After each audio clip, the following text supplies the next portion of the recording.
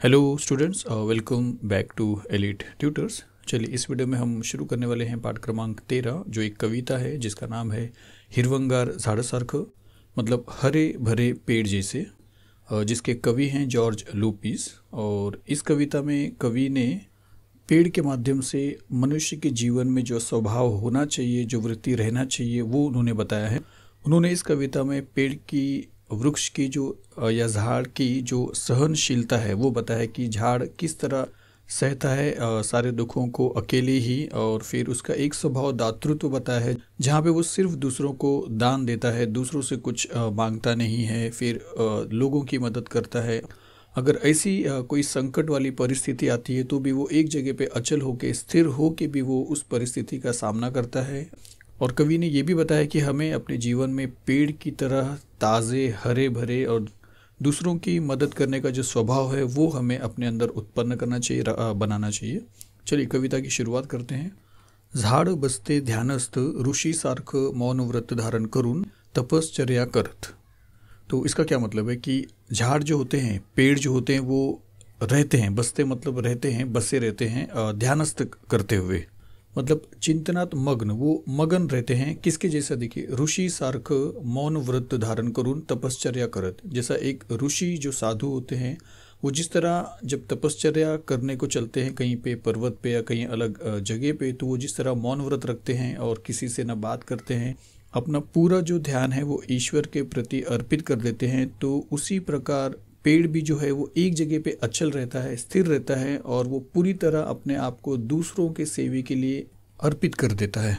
तो जिस तरह एक ऋषि बैठते हैं मौन व्रत करके तपश्चर्या करने, मौन व्रत का धारण करके तपश्चर्या करने के लिए, उसी तरह झाड़ भी बैठा करते हैं या खड़े रहते हैं एक ध्यानस्थ जैसे, एक ऋषि के जैसा तपश्चर्या करते हुए। तो तपश्चर्या का मतलब सर्वसंग परित्याग, मतलब सबसे दूर हट जाना, जो ऋषि का एक स्वभाव होता है, सबसे अलग होके। और मौन व्रत का आपने देखा कि न बोलना चाहिए नियम।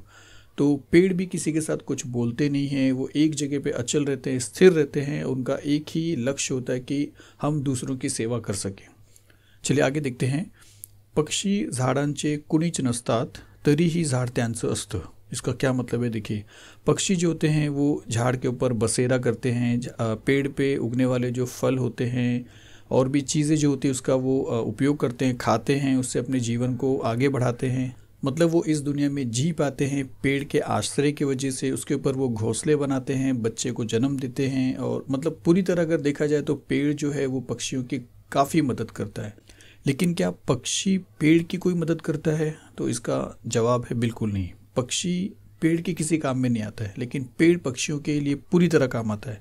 तो यहाँ पे यही लिखा कि पक्षी झाडांचे कुणीच नसतात, मतलब पक्षी झाड़ को मदद करने के लिए किसी भी एंगल से वो मददगार नहीं होते, लेकिन तरी ही झाड़ त्यांचं असतं। लेकिन फिर भी झाड़ क्या होता है, उनका होता है, मतलब उनकी हमेशा वो मदद करता है। तो पक्षी झाडांचे कुणीच नसतात तरीही झाड त्यांचं असतं, मतलब पक्षी झाड़ को कोई लाभ नहीं देता, कोई भी फायदा नहीं पहुंचाता है, फिर भी पेड़ जो है वो पक्षियों के लिए आश्रय का ठिकाना रहते हैं, उनके भोजन का वो एक सोर्स होते हैं, जिसके वजह से पक्षी अपने जीवन को जी पाता है, अपनी ज़िंदगी बिता पाता है। लेकिन बदले में पक्षी उसे कुछ नहीं देता, लेकिन पेड़ उसे हमेशा देता है। तो पक्षी झाडांचे कुणीच नसतात तरीही झाड त्यांचं असतं। फिर क्या लिखा है कि मुळावर घाव घातलं तरी झाड मुकाट सहन करते।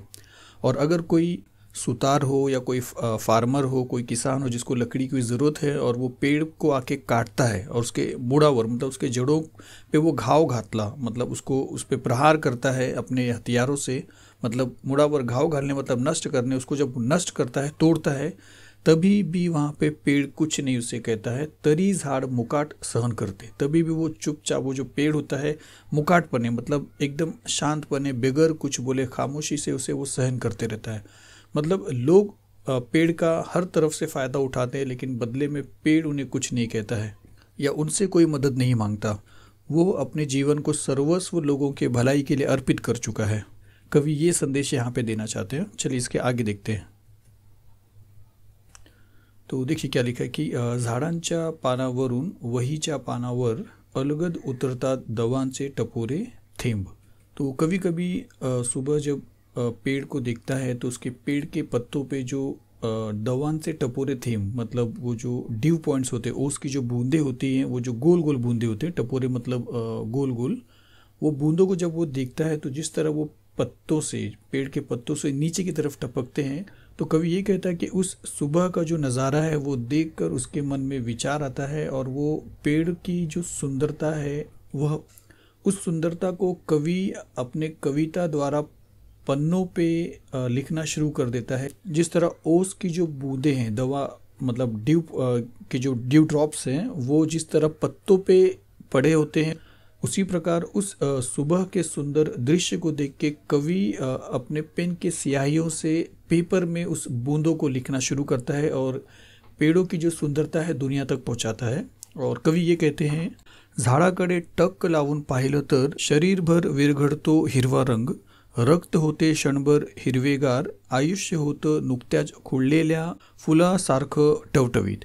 मतलब कवि ये कहते हैं कि अगर आप पेड़ को टक लावून पाहिलं, मतलब एक सारखे पाहिना, अगर ध्यान से इसे अगर आप देखते रहोगे तो आपका जो शरीर है, पूरे शरीर भर विरघळतो हिरवा रंग, तो पूरा का पूरा जो उसका हिरवा रंग है, उसकी जो सुंदरता है, उसका जो स्वभाव है, दूसरों की मदद करने का ऐसा स्वभाव, ऐसा शांत जो स्वभाव है, वो आपके शरीर में मिल जाता है। मिसळणं, विरघळणे मतलब मिसळणे, मिल जाता है। मतलब पेड़ का जो स्वभाव है, पेड़ की सुंदरता को देखने से उसका जितना स्वभाव है, वो सारा का सारा स्वभाव आपके शरीर भर में मिल जाता है। रक्त होते क्षणभर हिरवेगार, और आपके शरीर में जो रक्त है, ब्लड है, वो तुरंत ही पल भर में ही हरे हो जाते हैं। मतलब आपका जो स्वभाव है वो सुंदर हो जाता है, शांत हो जाता है एक हरे भरे पेड़ को देखने के बाद। फिर क्या लिखा है कि आयुष्य होतं नुकत्याच खुललेल्या फुलांसारखं टवटवीत, और हमारा जो फ्यूचर है, हमारा जो आयुष्य है वो हो जाता है इतना सुंदर दृश्य देखने के बाद हमारा, और रक्त हिरवेगार होने के बाद, शरीर में हरा रंग विरघड़ने के बाद, मिलने के बाद हमारा जो जीवन है वो कैसा हो जाता है, वो नुकत्याच खुललेल्या फुलासारखं टवटवीत। जिस तरह आप एक सुंदर फूल को आपने तोड़ा है, नुकत्याच मतलब अभी अभी, आताच अभी अभी आपने खुललेल्या मतलब तोड़ा है अगर, तो वो किस तरह टवटवीत रहता है, ताज़ा मतलब तरोताज़ा रहता है। तो उस प्रकार आपका जो दिन है वो भी टवटवीत हो जाता है, वो भी चमकदार हो जाता है, तरोताज़ा हो जाता है जब आप ये दृश्य देखते हो।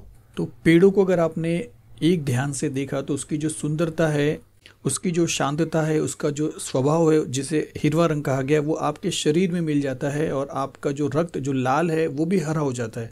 मतलब आपके अंदर वो स्वभाव आ जाता है, वो शांति आ जाती है, वो ताज़ापन आ जाता है कि आपका जो जीवन है वो एक चमकदार जीवन बन जाता है। जिस तरह अभी अभी आपने किसी एक फ्रेश फूल को तोड़ा है और वो तरोताज़ा दिख रहा है, तो आपका जीवन भी उस समय, उस वक्त एकदम तरोताज़ा हो जाता है। चलिए इसके आगे देखते हैं। झाडाचे बाहू सरसावलेले असतात मुसाफिरांना कवेत घेण्यासाठी, मतलब पेड़ के जो बाहू मतलब उसके जो हाथ होते हैं, उसके जो ब्रांचेस होते हैं, वो सरसावलेले असतात, मतलब हमेशा वो रेडी होते हैं आगे आने के लिए, मतलब छाँव देने के लिए, छाया देने के लिए। किसको? मुसाफिर को, मतलब जो प्रवासी होता है उसको कवेत घेण्यासाठी, जैसे उसे अपने मिट्टी मतलब अपने बाहों में लेने के लिए, मतलब वो चाहता है कि मैं अपने ब्रांचेस को फैला दूं कि मुसाफिर जो मेरे पेड़ के नीचे आसरा लिया है उसे सावली मिले, उसे छाया मिले। तो पेड़ हमेशा तैयार होते हैं अपने ब्रांचेस को, अपने हाथों को फैलाकर आगे करके मुसाफिरों को अपने अंदर समाने के लिए, उन्हें छाँव देने के लिए। चलिए अब ये 2 लाइन देखते हैं क्या लिखा है कि पानझडीनंतर झाड पुनः नवीन वस्त्र धारण करतं नव्या नवरीसारखं। मतलब एक ऐसा भी वक्त आता है पतझड़ का, जब पूरे के पूरे जो पेड़ के पत्ते होते हैं वो झड़ जाते हैं, गिर जाते हैं, और फिर एक ऐसा भी मौसम आता है जब वो उस वक्त वापस से उस पेड़ में पत्तों, जो टूट के जो पत्ते गिरे होते हैं, उस पेड़ में वापस से पत्ते आ जाते हैं। तो ऐसा लगता है उसने एक नए वस्त्र को धारण कर लिया, एक नए कपड़े को पहन लिया है।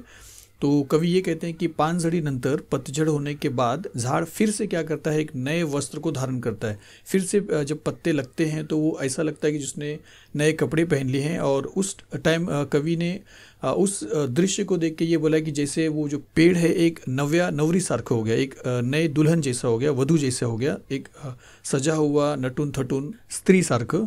तो यहाँ पे कवि ये भी संदेश देना चाहता है कि एक ऐसा वक्त आता है जब मनुष्य के जीवन में कठिनाइयाँ आती हैं, लेकिन मनुष्य अगर धैर्य से उसका सामना करे तो एक वक्त और आएगा पुनः, कि जब उसे एक नवीन वस्त्र जैसा उसे कपड़े मिलेंगे, मतलब उसके जीवन में जो कठिनाइयाँ थी, जो दुख थी, वो चली जाती हैं और वो फिर से एक नए नवरी सारखं हो जाता है, मतलब उसके जीवन में फिर से एक खुशियाँ आ जाती है। तो यहाँ पे कवि ने इन 2 लाइन में यही बताया है कि पानझडी नंतर झाड पुनः नवीन वस्त्र धारण करतो। मतलब क्या हुआ कि पतझड़ हो जाता है तो क्या हो गया, लेकिन एक वक्त ऐसा भी आता है कि वो पुनः नवीन वस्त्र धारण करतो, फिर से उसके पेड़ों में पत्ते आ जाते हैं और वो दिखने लगता है फिर से सुंदर, एक नव्या नवरी सारखं। फिर आगे क्या लिखा है, झाडाला पालवी फुटल्यावर फुटते शरीरभर पालवी अन झटकली जाते मरगड। तो झाडाला पालवी फुटल्यावर, पालवी फुटल्यावर का मतलब ऐसा समझिए नवीन उत्साह निर्माण होने, मतलब जब पतझड़ के बाद जब वापस से पत्ते लगते हैं तो पेड़ में एक नया एक उत्साह निर्माण हो जाता है और उसे देखकर फुटते शरीर भर पालवी मनुष्य के, और ऐसे दृश्य को देखने के बाद मनुष्य के शरीर में भी पालवी फुटता है, एक फुटना मतलब एक नया उत्साह मनुष्य के शरीर में भी आ जाता है। अन झटकली जाते मरगड़, और मनुष्य के जीवन से, उसके शरीर से जो मरगड़ है, जो थकावट है, टेंशन है, दुख है, वो झटक जाता है, वो चला जाता है। झटकली जाते मतलब दूर हो जाता है, मतलब दुखों के बाद फिर सुख आता है और वो इंसान फिर से अपने जीवन में खुशियाँ देखता है और उसके मन में, उसके जीवन में एक उत्साह आ जाता है पेड़ों की तरह, और उसके शरीर से जितने भी या उसके जीवन से जितने भी दुख होते हैं वो झटक जाते हैं, वो चले जाते हैं। चलिए, ये आसान था। इसके बाद देखते हैं, पक्ष्यांचा मंजूळ नादात झाडांचंही जीवनाचं एक संत गाणे दडलेले असते। तो यहाँ पे देखिए कि पक्षी जो होते हैं उनका ज़्यादातर जो आश्रय होता है, जो ठिकाना होता है, वो पेड़ होते हैं और वो पेड़ में ही अपने घोंसले बनाते हैं, एग्स को ले करते हैं, बच्चे को जन्म देते हैं। मतलब उनका जीवन जो है ज़्यादातर पेड़ के साए में ही बीतता है और इसीलिए वो बहुत धन्यवाद भी देते होंगे पेड़ को और बहुत खुश होते होंगे। और जब वो खुश होते हैं और पेड़ों पे जब वो बैठते हैं तो वो एक मंजूड़ नादात, एक मधुर आवाज़ में क्या करते हैं, गाने गाते हैं। वो अपने खुशियों को प्रकट करते हैं। तो ऐसा लगता है कवि को कि उनकी खुशियों को देख के जो पेड़ है वो खुद भी खुश हो जाता है। तो उन चिड़ियों की जो सुंदर, जो मधुर आवाज़ या मधुर जो गाने होते हैं, उनकी जो खुशियाँ होती हैं, पेड़ को ऐसा लगता है कि वो खुशियाँ मेरी ही खुशियाँ हैं। और इसीलिए कवि कहते हैं कि पक्ष्यांचा मंजूळ नादात, यानी पक्षियों की जो मधुर आवाज़ में झाडांचेही जीवनाचं एक संत गाणे दडलेले असतात। तो पेड़ों का भी जो जीवन है उसका भी जो एक शांत जो गाना है वो भी उसमें छुपा हुआ रहता है। दडलेले मतलब छुपा हुआ रहना, मतलब जैसे उनका जीवन खुशियों से भरा है तो उनकी खुशियों को देख के पेड़ का जो जीवन है वो भी एक शांत या एक मधुर गाने से भरा हुआ रहता है। मतलब पक्षियों की खुशियों में पेड़ की जो खुशी है वो छुपी हुई रहती है। तो उनके मधुर संगीत में पेड़ के जीवन के भी मधुर संगीत छुपे हुए होते हैं। चलिए आगे देखते हैं। कवि ने आखिर के 4 लाइन में हमें कुछ संदेश दिया है, हमारे जीवन को किस तरह जीना चाहिए वो बताया है। तो कवि ने एक प्रश्न बोला है कि हसावं कसं, किस तरह हमें हंसना चाहिए। तो फिर उसका आंसर भी दिया है, सड़सड़त्या पानासारखं। मतलब जिस तरह जब हवा चलती है तो पेड़ के जो पत्ते हैं उनकी जो आवाज़ आती है, उस आवाज़ की तरह हमें भी हंसते रहना चाहिए। मतलब पेड़ जैसा हमेशा खुश रहते हैं, हमें भी हमेशा खुश रहना चाहिए, हमें हमेशा हंसते रहना चाहिए। मुडावं कसं तर झाडासारखं घट्ट पाय रोवीत। अब देखिए, मुडावं का मतलब है कि मातीत रुजने, मतलब मिट्टी में मिलना। मतलब यहाँ पे वो मतलब है कि किसी भी परिस्थिति में आप किस तरह खड़े रहना चाहिए, किस तरह। तो कोई भी अगर संकट आता है तो आपको एकदम मजबूती से खड़ा रहना चाहिए। और वो किसकी तरह, झाड़सारखं, क्योंकि झाड़ भी जो है एकदम घट्ट अपने ज़मीन को पकड़ के वो खड़ा रहता है। तो झाड़सारखं घट्ट पाय रोवीत मतलब अपना जो तड़ है, उसका जो पैर है उसको वो जमा लेता है ज़मीन के अंदर। कोई भी तूफान आए, बारिश आए, पर वो अपने ज़मीन को छोड़ के उस जगह से हटता नहीं है। तो मनुष्य के जीवन में भी कोई भी परिस्थिति आए, कोई भी दुख आए, तो उसे पेड़ की तरह स्थिर रहना चाहिए, ज़मीन को पकड़ के रहना चाहिए। यहाँ पे कवि ने ये प्रश्न का उत्तर बताया कि मुडावं कसं तर, मतलब कितना भी संकट आए तो हमें डट के रहना चाहिए, एक पेड़ की तरह डट के खड़े रहना चाहिए। फिर देखिए, जगावं कसं तर, हमें जीना कैसे चाहिए। तो हिरवंगार झाडासारखे, तो इस हरे भरे पेड़ के जैसे हम जीना चाहिए। हमारा स्वभाव सहनशीलता से भरा हुआ रहना चाहिए, दातृत्व होना चाहिए, दूसरों को दान देने वाला वृत्ति हमारे अंदर होना चाहिए, सहकार्य होना चाहिए, हम दूसरे की मदद करना चाहिए बिना किसी लाभ के। तो हमारा जो जीवन है वो हिरवंगार पेड़ की तरह होना चाहिए। फिर रोजचं चिंतन करावं कसं तर झाडासारखं, मतलब रोज की जो हमारी ज़िंदगी उसे किस तरह बिताना चाहिए, उसके विचार किस तरह हमें रोज़ रखना चाहिए, तो पेड़ की तरह जिस तरह वो हर दिन हर रोज़ लोगों की मदद करता रहता है बिना किसी लाभ के, तो हमें भी पेड़ जैसा स्वभाव रखना चाहिए। तो चलिए कविता यहाँ पे ख़त्म होती है। मिलते हैं अगले वीडियो में। Thank you very much.